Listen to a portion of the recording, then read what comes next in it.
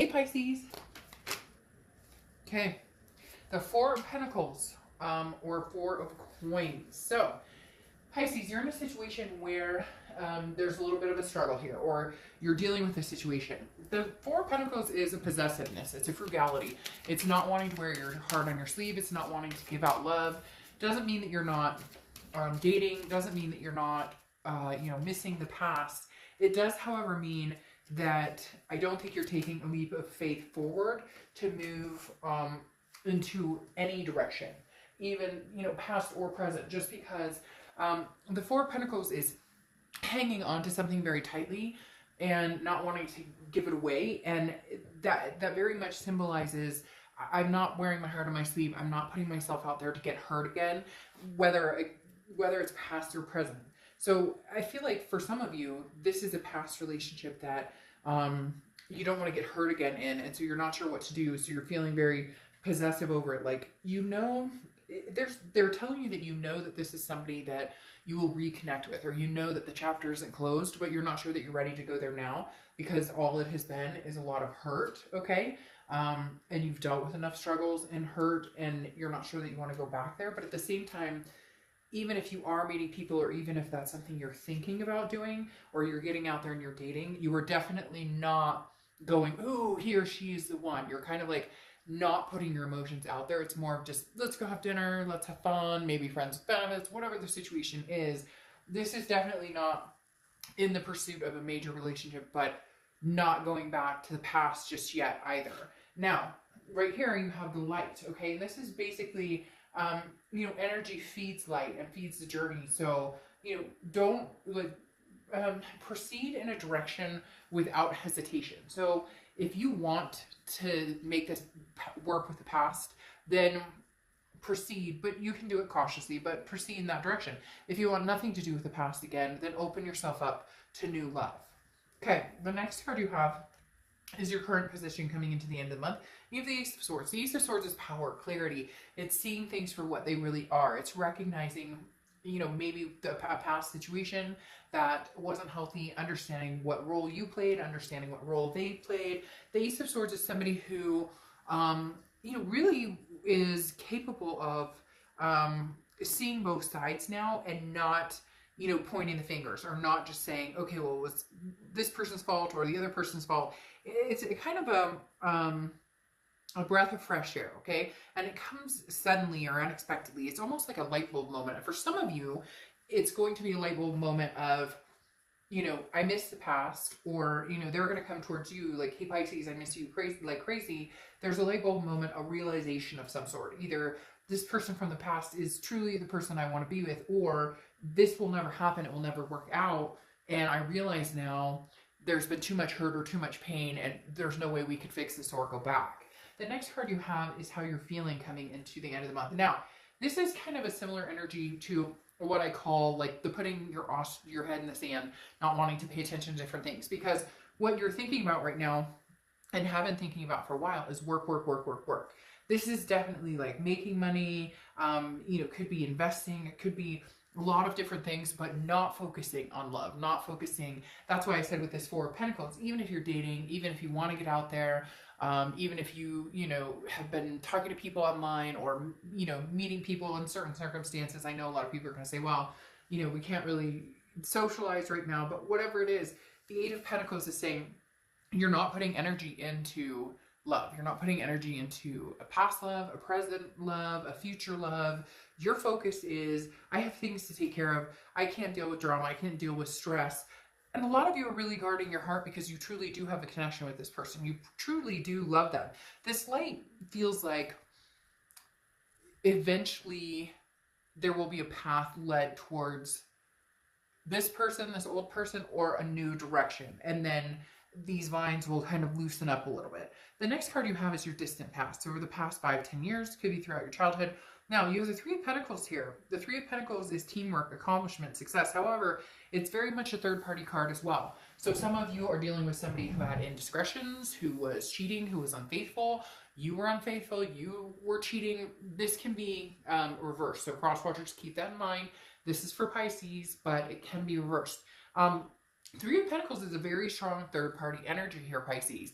Seems like this played out in maybe a few of your relationships. It could be, on your end, on their end, on both ends. But the universe is saying, whatever direction you decide to go, new or old, this energy needs to be cleared. If you're going to pursue something from the past, or if they're pursuing you, it needs to be very clear that this energy of the third party is no longer going to be. Why would you waste your time being with somebody if you're going to see other people? You know what I mean? Like, if they come back and they're like, hey, Pisces, I miss you, I love you, I want to get back together with you, it needs to be very clear that this is going to be an open relationship where until the person feels secure, or until you feel secure, that there are going to be concessions made. You know, there are different things you can do to build back trust if you feel like you can. A lot of people are very firm believers that once a cheat, always a cheat, and it's not going to work. But there's a connection here that's very strong. I can't explain it, but with this Four of Pentacles, there's just this very strong possessive, I don't want to get hurt again, but also this is somebody I know that I'm going to see again or talk to again. And it could be lifelong. And I'm not saying that you're going to get back together with this person indefinitely or anything along those lines. It is very much, though, this is somebody that you will love, you have loved, you will continue to love. You may not be in love with them, but there definitely will be, it's a lifelong companionship, even if you guys aren't together, which I know is hard to express. But there's been some hurt here. Now, this could just be teamwork and accomplishment, but the third party is shining pretty clear. So whoever was involved in the third party, that energy, if you're going to make another go at this with this person, that energy needs to dissipate. And both of you need to agree that it can no longer be brought up. It can no longer be, a source of pain. Now, you do have to understand that when certain circumstances like that happen, they need to be dealt with. And people can't expect somebody just to come in and be like, oh, it's okay, I trust you. Trust is built, and when trust is broken, it needs to be rebuilt. The next card you have is your immediate past, or the past 2 weeks, past month or two, and you have the Three of Swords. So heartbreak, pain, despair. For some of you, this is recent, and for some of you, it is recent that happens over and over and over again. You get back together, you break up, you get back together, but this feels more of a longevity to it now. For whatever reason, this feels like, Pisces, this is an ending. I don't see this ending for good, period. Even if you guys never get back together, you will still connect at random times because of that Four of Pentacles, not willing to completely give this connection up. And some of you may be like, oh, bullshit, I'll never talk to this person again. Well, then you're watching the wrong read, because a little bit of you is curious as to what is going on with the ex, or what could possibly happen with the ex. But there's a major standstill here. The Three of Swords is saying this is like a feeling of, we'll never get back together, we'll never see each other, this was the final cut. But I don't feel like that. It does definitely feel like there are a lot of things that led up to it, and you're seeing, again, clearly where the kinks in everything were, where the break aparts were, but you're not feeding any energy into it right now, and neither are they. The next card you have is your distant future. So over the next few months, and you have the Seven of Pentacles, which is assessing a situation and then making a decision, a pro, a con type, thinking of the good side, the bad side. If we were to get back together, could it be healthy? Could we get past this, the insecurities or the, trust issues? And if we don't get back together, can I get over this and move on in a healthy way? Because right now, as I said, you may be dating, you may be whatever, but there was too much pain before, and there's still a source of pain with this past person that you're not able to completely open up to new people yet. You may be like, oh, I'm moving on and I'm meeting people and I'm dating and I'm having this great time. But inside, there's still a place where that closure you have not healed that wound. And so you may think, oh, I'm falling for this person, and I found somebody and they're amazing and I think I love them, And yet, there's a little bit of a facade on that end, because there's a hole here. They're showing me like a hole, a gap that has not been filled or cemented over yet. Therefore, this isn't completely finalized. The next card you have is your immediate future. So throughout the rest of May, for the next few weeks, and you have the Star card, which is Aquarius's card. So you could be dealing with Aquarius or have Aquarius placements. But the Star card is about light. It's about inspiration. It's about hope. It's a feeling of faith. So there is something here rising in you where either you feel faith in the fact that maybe you and this person can reconcile at some point, or just faith and love that you will get out there and meet somebody new. The Star card can go either way.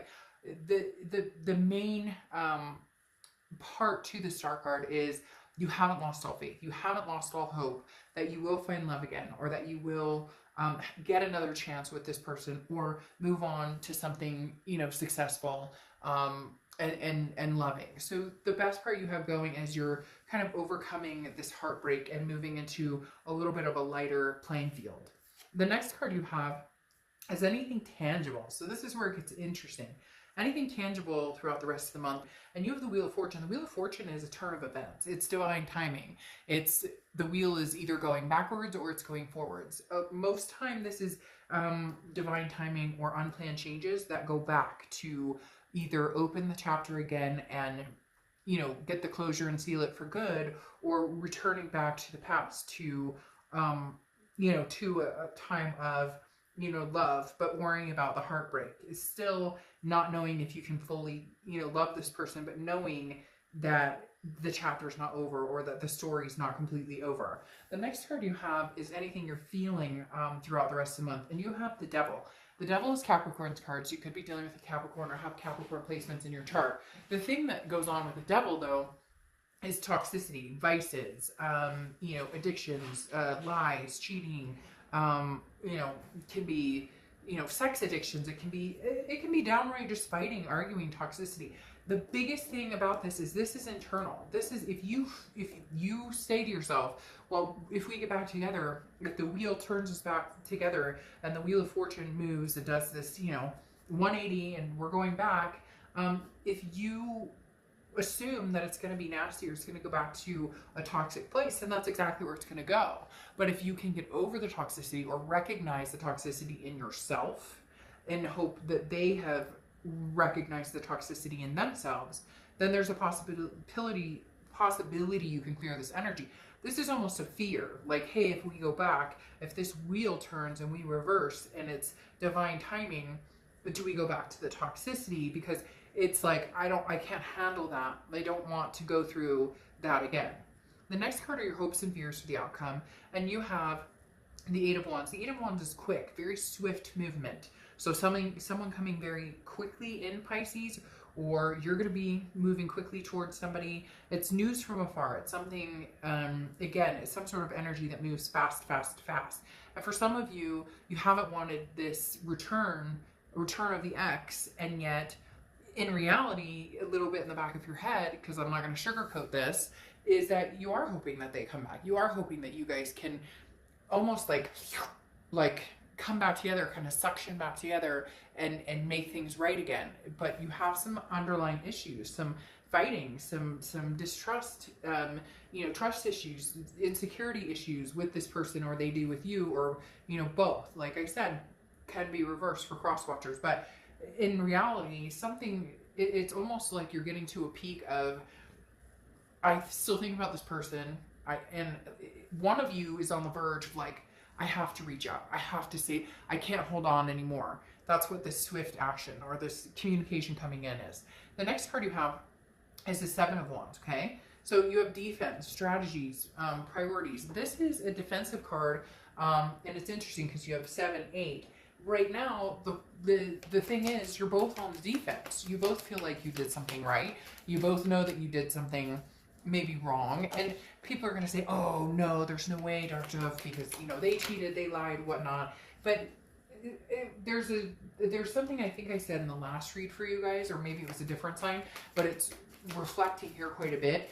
You guys brought out the ugly in each other to a certain extent. Like, maybe they started it, maybe they cheated, maybe they were, but then you got ugly too, if that makes sense. So sometimes people bring out the best or the worst in us, and for whatever reason, you guys played off of each other, and that happened to where, you know, maybe they cheated or lied, but then all of a sudden you became a version of yourself that you didn't like or that you didn't feel good about.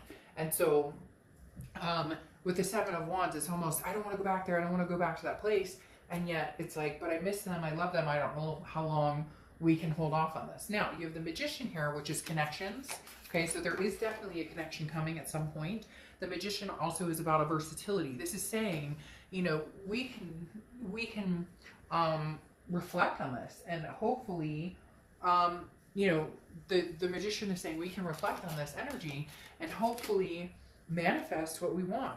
Manifest, you know, possibly a new beginning with this person or a new beginning with somebody else. The Magician is saying, look, this could go either way. Either you guys could get back together and it can be wonderful and you guys can release the toxicity, or you guys go your separate ways. There's a versatility about the Magician here, which again is that manifesting what you want. If you truly want this connection back again, then, you know, this is something you can manifest. This is something you can have. If you want nothing to do with them, then you'll move on. However, it's very hard to think of you moving on because you have the Page of Cups, looking at the situation with love, looking at it as though, the thing about the Page of Cups is this is looking at a situation, knowing that it had heartbreak and hoping that you can go back to it without the heartbreak, knowing that you can go back to it without, you know, without carrying those burdens. Somewhere along the lines here, they need to be released. See, you have the Tower card here, which is destruction. It's a dissolution. This tower needs to burn, and then you need to build from a new foundation, or you need to at least, you know, put the fire out and understand that there was torment here, there was anxiety, because you have the Nine of Swords here too, which is anxiety, depression, some sort of fear. It's almost as if you both feared so much of losing the other person or being hurt by the other person that you couldn't completely commit, that you guys couldn't completely come together because there was hurt, because there was anxiety, because there was always something going on. There was a lie, or there was something that happened and things were broken. There were tower moments. And the anxiety is, how do we get back to this new beginning? How do we get back to this Ace of Pentacles? How do we get back to this opportunity of having something prosperous with each other when we don't trust each other, or when there's issues here, kind of always feeling like the next tower moment's coming, the next tower moment's coming, the next tower moment. But you'd like to go into it with them, or they want to go into it with you, where we're looking at it as though there was no heartbreak. How can we clean the slate and come back to this without the constant reverting back to, but 6 months ago you did this, but 8 months ago you did this, but a year ago you did this. When can we look at it as the Page of Cups? And that's the big question that you're asking yourselves, or they're thinking, is when can we get together on this and see eye to eye and understand we both fucked up, but if we want to make a go out of it and want a new beginning, it needs to be a clean slate. Easier said than done. Because then you have the Moon card here, which is Pisces card, your card, and you know that if you see my reads, if you show up in your read, it means you're being organically yourself. You're really trying to figure out exactly what it is that you want, exactly what it is that Pisces wants. The Moon card, however, is a little bit shady. It's confusing. You don't know what they want. They don't know what you want. Therefore, both of you are holding off from anything because nobody wants rejection. But that's the problem that happened in the first place. Something happened, you know, there was breakups, or there was cheating, or there was lies, or something happened here that the trust was broken first. Okay, it doesn't matter who did what to who. That's a moot point at this time. However, something was broken, and in order for it to be regained, the bullshit has to stop. You know, you guys held each other at arm's length. And the Moon card is saying either see things clearly and see the path that you both want to go on together, or don't. And then if you don't, it's going to be confusing because you're wondering if you're going to get rejected. They're wondering if they're going to get rejected. It's the unknown that's killing you both in this situation. And yet the known part is the connection is still there. The connection is not dead.